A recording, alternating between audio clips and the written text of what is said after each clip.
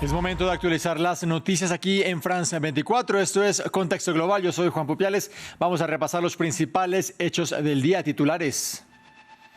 Hay conmoción en Estados Unidos luego de que 2 miembros de la Guardia Nacional fueran atacados a tiros cerca de la Casa Blanca en Washington, D.C. Los uniformados se encuentran en estado crítico mientras que hay un sospechoso detenido y que se encuentra herido. Tenemos reporte. 44 muertos y cientos de desaparecidos es el balance que deja el voraz incendio que arrasó con un complejo de 2.000 viviendas en Hong Kong. Mientras las llamas continúan activas, a primeras horas del jueves, las autoridades anunciaron el arresto de 3 sospechosos. Golpe de estado en Guinea-Bissau. Los militares anunciaron tener el control total de este país del oeste de África. El presidente saliente se encuentra arrestado y se suspendió el proceso electoral que estaba en marcha desde el pasado domingo. En deportes vamos a repasar los resultados del día en la Champions League. El Arsenal le ganó 3-1 al Bayern de Múnich y es el único líder de la fase regular con puntaje perfecto. Además, hubo victoria del Real Madrid y una nueva derrota del Liverpool. Ampliamos con nuestro compañero Ramiro Cue Barberena. En economía les contamos sobre la presentación del plan de presupuesto de Reino Unido que resultó escandalosa, no solo por el aumento de impuestos anunciados, sino por la filtración del documento final. Los detalles en minutos con nuestra editora Daniela Blandón. Comenzamos.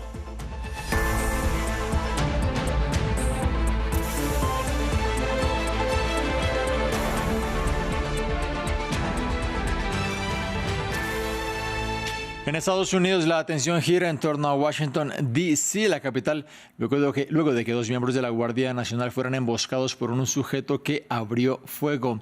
Los uniformados se encuentran en estado crítico de acuerdo con el FBI, que desmintió una información preliminar que señalaba su fallecimiento. El atentado tuvo lugar cerca de la Casa Blanca y deja al sospechoso detenido y herido, según las autoridades. Este sujeto sería de nacionalidad afgana, citan fuentes de la agencia de noticias AP.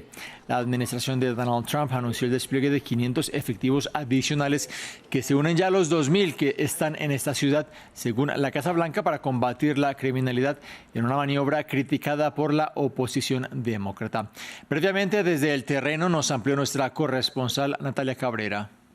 Sí, efectivamente, a mi espalda sucedió este tiroteo en el que, según la alcaldesa de la ciudad, Muriel Bowser, fue un ataque dirigido a estos integrantes de la Guardia Nacional y este hombre habría actuado solo, según dijeron las autoridades, y lo que hizo fue hacer una emboscada en contra de los guardias que estaban realizando este patrullaje por este sector que, como lo mencionabas, también está muy cerca de la Casa Blanca, está a escasamente 1 cuadra, 2 cuadras y es una zona completamente segura que no tiene altos índices de criminalidad, por lo cual pues la gente está muy consternada de que esto haya ocurrido en este lugar. El FBI está liderando esta investigación justamente y el servicio secreto, sin embargo, lo que dijo es que también quiere determinar si dentro de esta emboscada, como la han calificado, también había blancos de personas protegidas por el servicio secreto o que estuvieran en la Casa Blanca, que fueran funcionarios de la Casa Blanca. En este sentido, el perímetro alrededor del hecho fue cercado, alrededor de la Casa Blanca también, y hemos podido constatar también un incremento de la seguridad con todas estas patrullas de la policía, también perros que están entrenados para detectar explosivos en las estaciones del metro y en general un refuerzo total de la seguridad. Como una locura imperial, calificó el ministro del Interior de Venezuela, Diosdado Cabello, la reciente colaboración anunciada entre República Dominicana y Estados Unidos. En el marco de su denominada operación contra el narcotráfico, el secretario de Guerra norteamericano Pete Hegseth visitó suelo dominicano y se reunió con el presidente Luis Abinader con el objetivo de ampliar la cooperación binacional en temas de seguridad.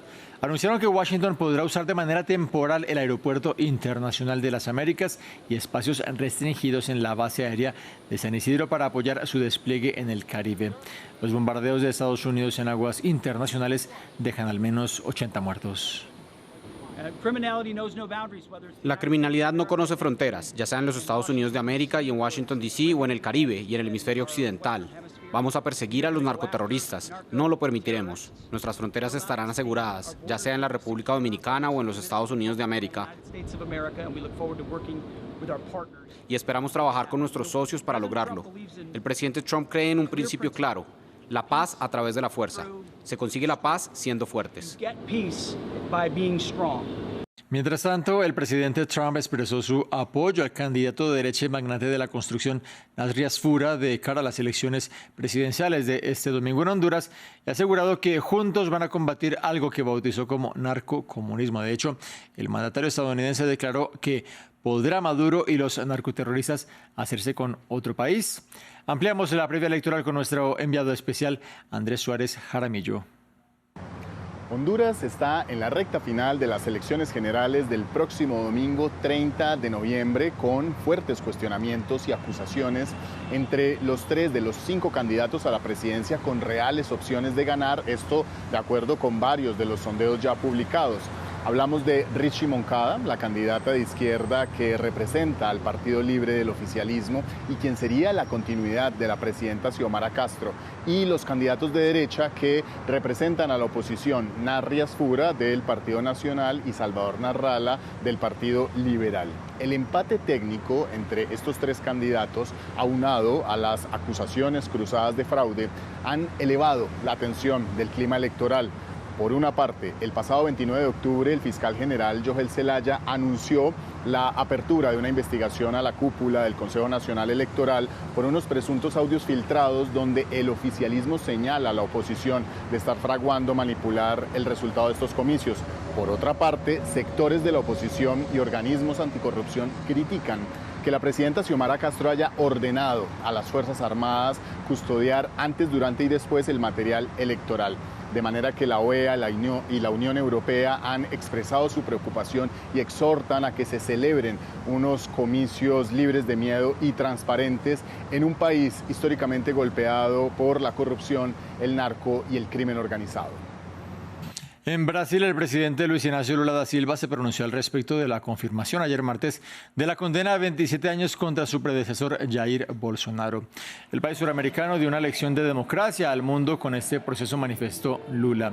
El jefe de gobierno dijo estar feliz, pero no por la encarcelación en sí, sino porque, según él, la nación demostró que tiene la madurez suficiente para ejercer la democracia en su pleno sentido. Recordemos que Bolsonaro fue hallado culpable de intentar un golpe de Estado luego de perder las elecciones en 2022.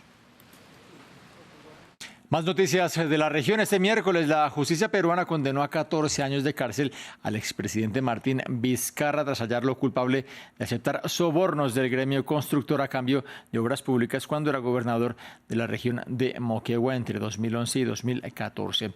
El ex jefe de Estado afirmó que la condena no era sinónimo de justicia, sino que era una venganza. El informe lo tiene Hugo Caro Jiménez. La justicia peruana condena al expresidente Martín Vizcarra por corrupción. Ese fue el veredicto que dictó un tribunal este miércoles, que halló culpable al exmandatario de aceptar sobornos equivalentes a $676.000 de empresas constructoras a cambio de obras públicas mientras era gobernador de la región de Moquegua entre 2011 y 2014. La sumatoria pena concreta total son 14 años. En consecuencia, la pena a imponerse al acusado Martín Alberto Vizcarra Cornejo será de 14 años de pena privativa de la libertad. Durante el juicio que comenzó el pasado octubre, el exmandatario negó los cargos, bajo el argumento de que estaba siendo víctima de persecución política. Vizcarra, que ahora deberá ir a prisión, llegó al poder en 2018 tras la renuncia de su predecesor, Pedro Pablo Kuczynski, para ser destituido solo 2 años después en medio de investigaciones por corrupción. Ahora el acusado asegura que su hermano, Mario Vizcarra, quien planea postularse a las presidenciales de 2026, representará su legado. Me han sentenciado por enfrentar al pacto mafioso. No es justicia, es venganza, pero no me van a doblegar. La respuesta está en las urnas. Mi hermano Mario Vizcarra continuará esta lucha por ustedes. El Perú es primero y nadie podrá silenciarlo. Con la condena a Vizcarra, la crisis política e institucional en Perú se reaviva, con 6 presidentes en el poder desde 2018, debido a juicios y renuncias impulsadas por escándalos de corrupción. De hecho, los expresidentes Alejandro Toledo y Ollanta Humala también han sido condenados por corrupción, mientras que el exmandatario Pedro Castillo se encuentra detenido por presunta rebelión. Cambiamos de tema. En noticias de la guerra en Gaza, Israel devolvió al enclave los cuerpos de otros 15 palestinos con ayuda de la Cruz Roja. Esto un día después de que Hamás entregara los restos de otro de los rehenes fallecidos en cautiverio y que ya fueran identificados por las autoridades israelíes. Se trata del más reciente intercambio en el marco del alto el fuego pactado por Estados Unidos, cuya primera fase ya está llegando a su final. Por ahora, solo 2 cadáveres de rehenes permanecen en territorio gazatí. Uno es un ciudadano israelí y el otro es tailandés.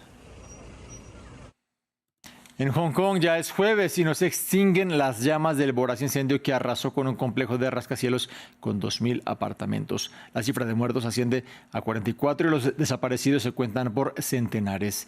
La conflagración sacudió al distrito norte de Tai Po, en la que es la peor tragedia de este tipo en décadas. En las últimas horas, la policía dio a conocer el arresto de 3 hombres en relación con el incidente después de que se hallara que unos materiales inflamables utilizados en una labor de mantenimiento favorecieron la expansión de las llamas. Descubrimos que uno de los edificios no se vio afectado por el incendio. Encontramos el poliestireno instalado fuera de la ventana de cada piso, cerca del vestíbulo del ascensor. Y todos saben que este material es inflamable, ¿verdad? Y podría agravar la propagación del incendio. Se sospecha que podría ser una de las causas del incendio y de su rápida propagación. La policía tiene motivos para creer que los responsables de la empresa en cuestión actuaron con negligencia grave, lo que provocó el accidente y la propagación incontrolable del incendio, lo que causó numerosas víctimas. Vamos a Guinea-Bissau, en África Occidental. Un grupo de altos mandos del ejército anunció que tomaron el control del país africano hasta nuevo aviso, días después de las elecciones presidenciales. Considerado un narcoestado por Naciones Unidas, Guinea-Bissau ha sido escenario de múltiples golpes de Estado e intentos también desde su independencia de Portugal en 1974. Veamos.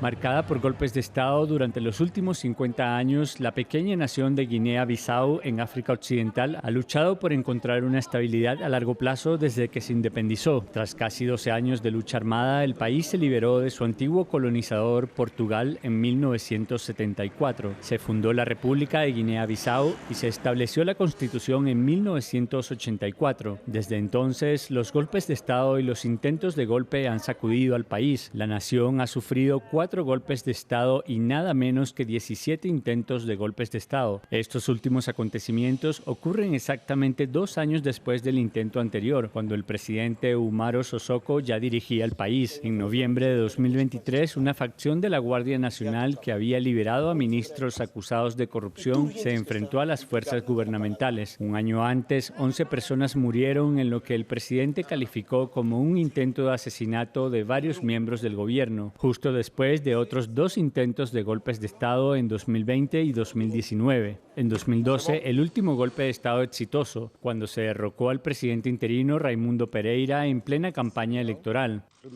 Y en 2003, el presidente Kumba Yala se vio obligado a dimitir tras un periodo de inestabilidad política. Presidente de la República. Mientras que el presidente Nino Vieira fue asesinado en 2009 en lo que se cree fue un ataque por venganza. El 40% de los 2,2 millones de habitantes del país viven en pobreza extrema, sufriendo las consecuencias de la corrupción y el tráfico de drogas. Durante mucho tiempo, un centro del tránsito de cocaína entre Sudamérica y Europa. Las drogas suelen entrar al país a través de sus islas. Guinea-Bissau es el único país africano calificado como narcoestado por las Naciones Unidas. Este término es usado cuando el gobierno, el poder judicial y el ejército han sido infiltrados por los carteles y cuando el gobierno desempeña un papel activo en el control del tráfico de drogas. Y hay expectativa mundial ante el estreno de la 5ª y última temporada de la serie de Netflix Stranger Things. La premier del primer episodio tiene lugar a las 8 de la noche, hora del este, en Estados Unidos, la cual coincide con el horario de Bogotá, Lima y Quito. En la previa de este lanzamiento, las 4 temporadas anteriores de la saga hicieron historia al entrar en el top 10 de producciones más vistas. Será un estreno en 3 partes, este miércoles, el 25 de diciembre y también el 31 de diciembre, con un episodio final de 2 horas que se va a emitir también en salas de cine. Vamos ya con la información deportiva. Doy la bienvenida a nuestro compañero Ramiro Cue Barberena. ¿Qué tal, Rami? Acá estamos de nuevo, Juan. Comenzamos con fútbol y la emoción de la Champions League, que no defrauda. Así es, porque este miércoles fue repleto de goles en el fútbol europeo, donde hubo una victoria del Real Madrid como uno de los resultados más destacados. Los dirigidos por Xabi Alonso sufrieron para ganar por 4-3 ante el Olympiacos como visitante. La historia arrancó adversa para los españoles por el gol a los 8 minutos de Chiquiño. Sin embargo, una ráfaga de Kylian Mbappé dio vuelta al electrónico con goles a los 22, los 24 y 29. El francés puso el 3-1 para ir al entretiempo. En el inicio del complemento, Mehdi Taremi descontó, pero otra vez Mbappé marcó a los 59. Sin embargo, un tanto del marroquí El Kaabi puso suspenso, pero finalmente fue victoria para el Real Madrid, quien continuó con su solidez. Fue el Arsenal. Los londinenses se impusieron por 3-1 al Bayern Múnich. El defensor Jurrien Timber anotó el 1-0 a los 22 minutos, pero 10 minutos después Lennart Carl estampó el 1-1 transitorio.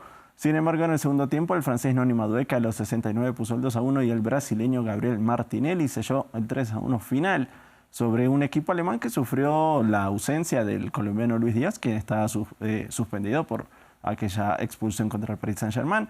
Con la victoria, Arsenal sigue líder con puntaje ideal. Esto dijo su entrenador Mikel Arteta. Sin dudas hemos sido muy consistentes en la competición hasta ahora, pero esto solo es el principio. Estamos muy contentos con lo que hemos visto hoy, la energía que creamos en el estadio, lo que transmite el equipo, la energía que aportamos, la calidad con la que jugamos. Es increíble y tenemos que mantenerlo porque aún es muy temprano y por desgracia cada 3 días hay que hacerlo, y eso también es lo bonito. En otros partidos del día, el PSV Eindhoven profundizó la crisis del Liverpool y le ganó 4-1 en Anfield Road. El PSG se hizo fuerte en casa y venció 5-3 al Tottenham. Atlético Madrid derrotó 2-1 a Inter de Milán con goles del argentino Julián Álvarez y el uruguayo José María Jiménez. Tenemos que seguir hablando de fútbol, en esta ocasión aquí en Sudamérica, concretamente de la despedida al Flamengo. Sí, los hinchas del Mengao realizaron un multitudinario banderazo el día en el que el equipo partió hacia Lima para jugar la final de la Copa Libertadores. Miles de personas se congregaron para animar a los jugadores en su camino desde el centro de entrenamiento al Aeropuerto Internacional Galeao.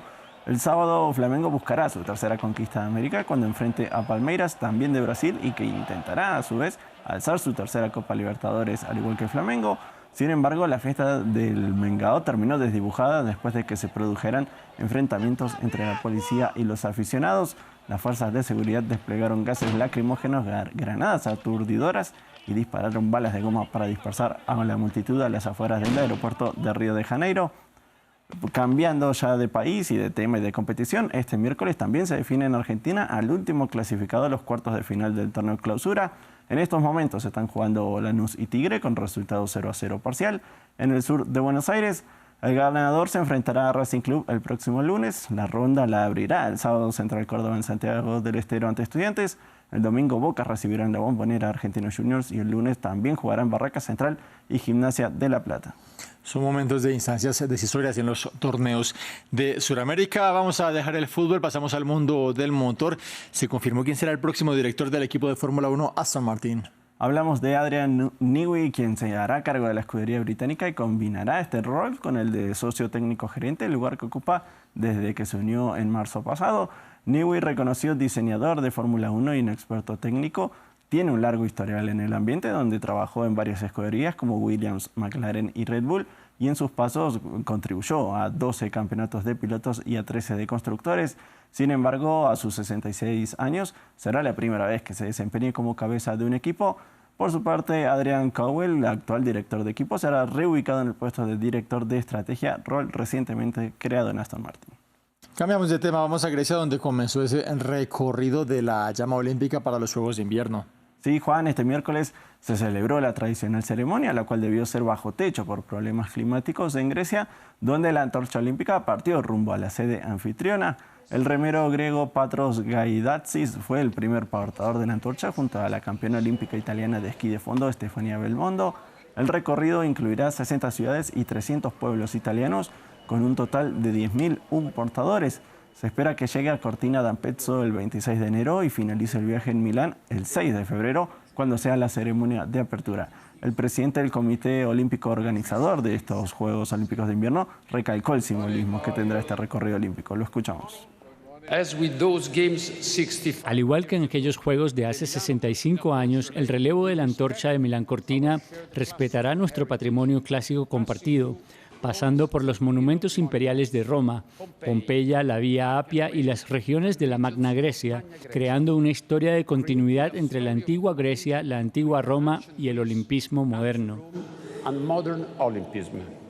Para cerrar, abordamos el Museo Olímpico en Milán. Sí, se inauguró la exposición llamada Los Juegos Olímpicos, una historia de 3.000 años en el centro histórico de la ciudad italiana.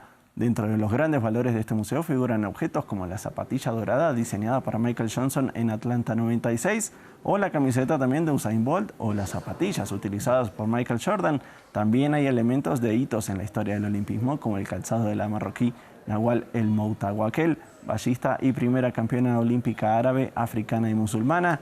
También, además, hay otros objetos como medallas, estatuas, carteles, antorchas, monedas, entre otros artículos. Esta exposición estará abierta hasta el próximo 22 de marzo. Ramiro Cubar Berena con los deportes, gracias. Por nada, Juan. Continuamos con más información. Llegó el momento de la economía. Doy la bienvenida a nuestra compañera Daniela Blandón, quien es nuestra editora económica. Daniela, bienvenida. Muchas gracias, Juan. Buenas noches. Buenas noches. Vamos a comenzar en Reino Unido porque se presentó lo que es denominado como un escandaloso proyecto de presupuesto. Bueno, el descontento principal tiene que ver evidentemente con los 26.000 millones de libras esterlinas, alrededor de 34.000 millones de dólares en alza de impuestos anunciada por la ministra de Finanzas Rachel Reeves, que entrarán en vigor más adelante y según analistas elevará la carga fiscal a un máximo histórico desde la Segunda Guerra Mundial.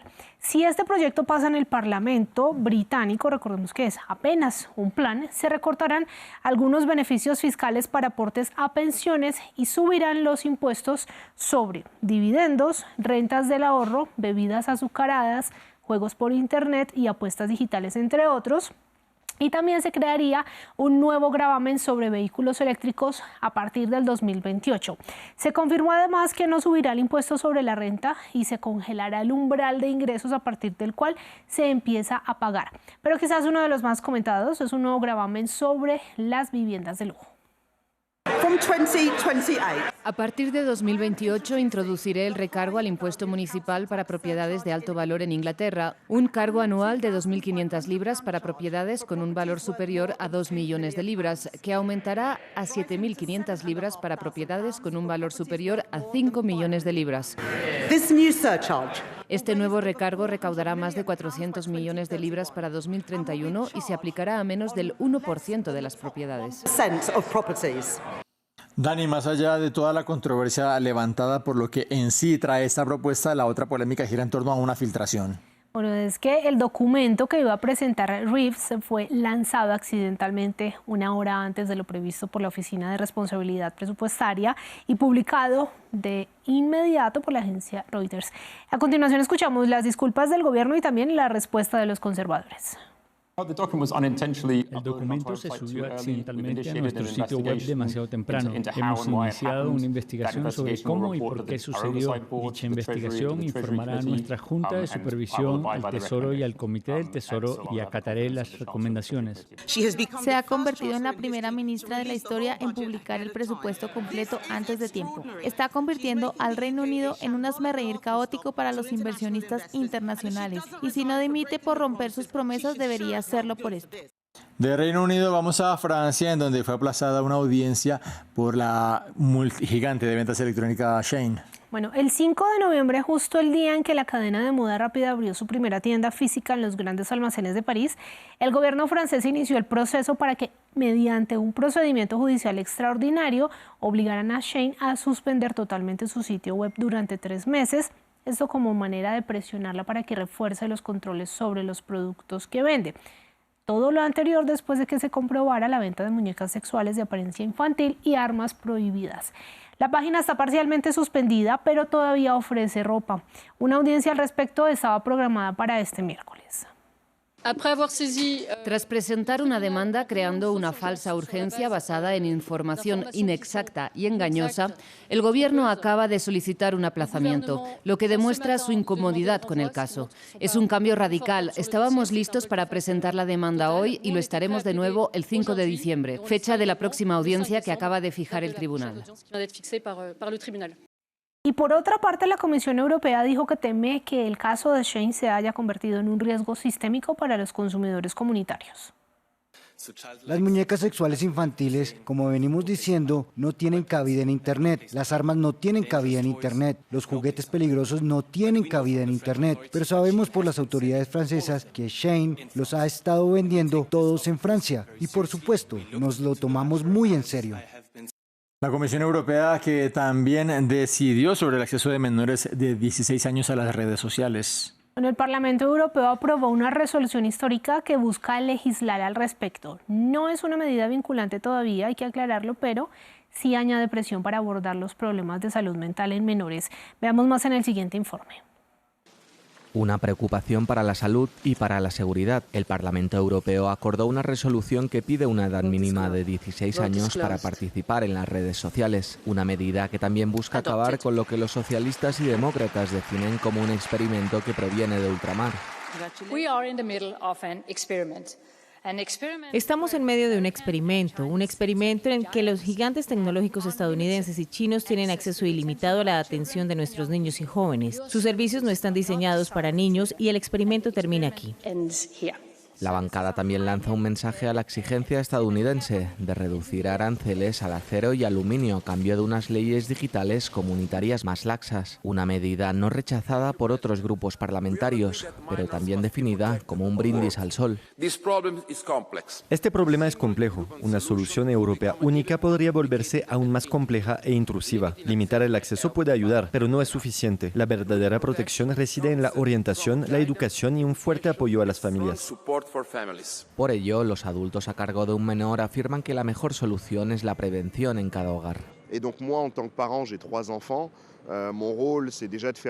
Como padre, tengo 3 hijos. Mi función es filtrar las redes sociales. Algunas plataformas son, ¿cómo decirlo?, más adictivas que otras. Por eso hay algunas que prohíbo por completo. Y luego también me corresponde regular, poder supervisar el contenido al que tienen acceso mis hijos. Aislarlos por completo significa enviar a los niños, a partir de los 18 años, desarmados, sin preparación y sin la guía de sus padres, al complejo mundo de las redes sociales.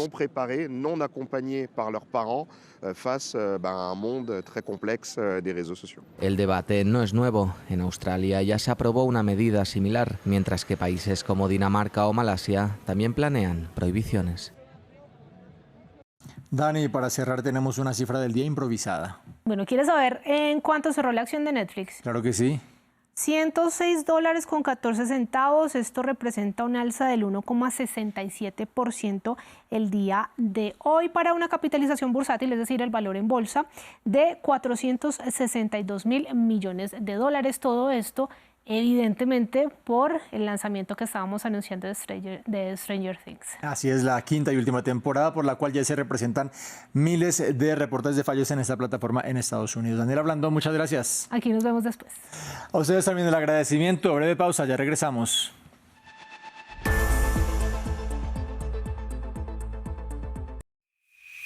Para estar al día con la actualidad, únase al WhatsApp de France 24.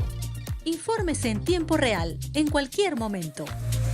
La actualidad del día ya está disponible para los miles de seguidores del canal de WhatsApp de France 24 en español. Desde cualquier lugar del mundo, manténgase al día desde su celular con el WhatsApp de France 24.